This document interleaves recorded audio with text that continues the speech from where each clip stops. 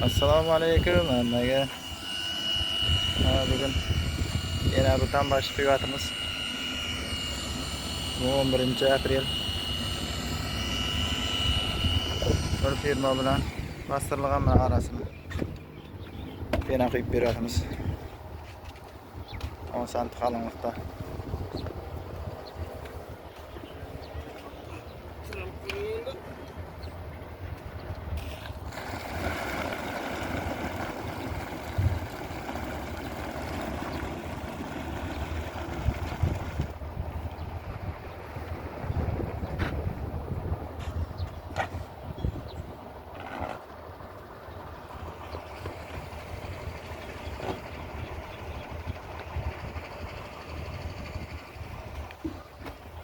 Shunday etib qiyilaveradi. 10 sant qalinlikda qiyilyapti. Bu ikkinchi etaj. Ikkinchi etaj firma bilan bostirilgan yerlar 60 ming so'mdan 70 ming so'mdan quyiladi. Joylarning usti birinchi etajlar 60 ming so'mdan 10 sant qalinlikda. Ikkinchi etajimda firma bilan bostirilgan bo'lsa kvadrati 70 mingdan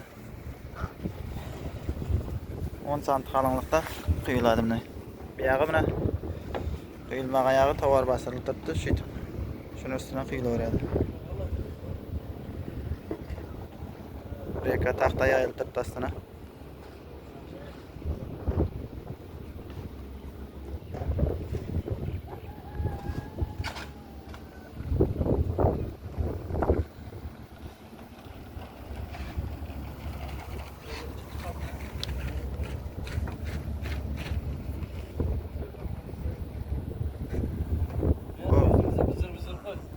Yaxshi, bu penani quydirishdan sabab maqsadi bu laydan yengil bo'ladi. Ham sovuqqa yaxshi. Sovuqda o'tkazmaydi balanddan. Qishda balanddan sovuq kirmaydi. Issidan kirmaydi. Yengil bo'ladi, ham yorilmaydi bu. Qolgan vaqtida yorilmaydi. Hamma narsaga yaxshi bu. Yana